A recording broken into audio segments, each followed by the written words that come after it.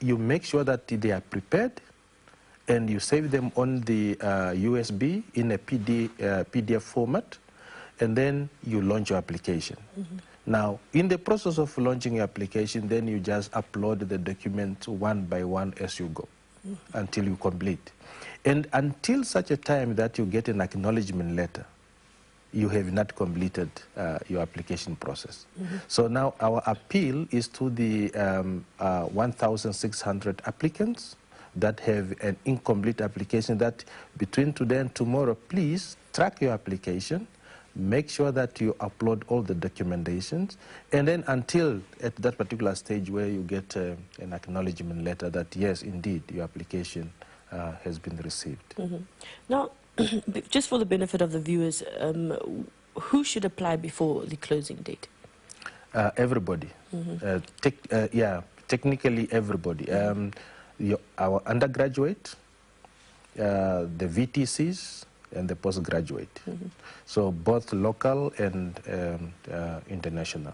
Right. So and the website, how do they get access to the online application? It's very easy. You just log on to www.nsfaf.fund.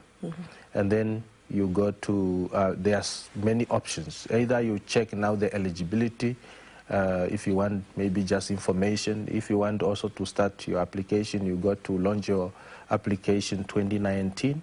You click on that one, and then it will take you to different tiles, and it will tell you exactly what kind of information you should have before you apply. If you have that information, then you go, you launch your application. And then maybe just finally, you've got about 19,000 applicants applicants that have submitted. How many do we expect to really receive the funding? Yeah, that is a premature question, but for the benefit of the public, I would say that we need to go through the validation process. Now, the validation process will have a component of mean testing. Now, the mean testing will be determined by the allocation from Treasury. So at this particular point in time, we do not have an allocation. We do not have any indication as to how much Treasury will avail to NSFAF. But in terms of our projection, in terms of our budgeting process, we project that NSFAF will need about 1.6 billion for student funding.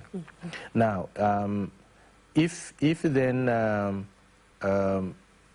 the Cabinet or Treasury decides that they are going to avail the 1.6 billion for this year for student funding, then obviously what we will do then, we will look at our projection.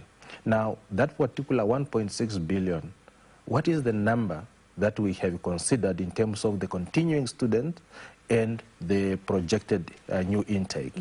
Now, if the, say for example, the projected new intake is less than 19,000, then we have to go in with the mean testing. If it is the same amount, obviously, probably we will say everybody that has applied and has met the requirements as listed will be awarded. But if, say for example, the funds are not sufficient, obviously then we have to kick in with the mean testing, meaning that we check how much you as an applicant are earning, and we have some benchmarks so that, okay, if you are, for example, if you are an employed applicant and you are earning, say, for example, $350,000 a year, then obviously you will not qualify. You need to give an opportunity to the other person.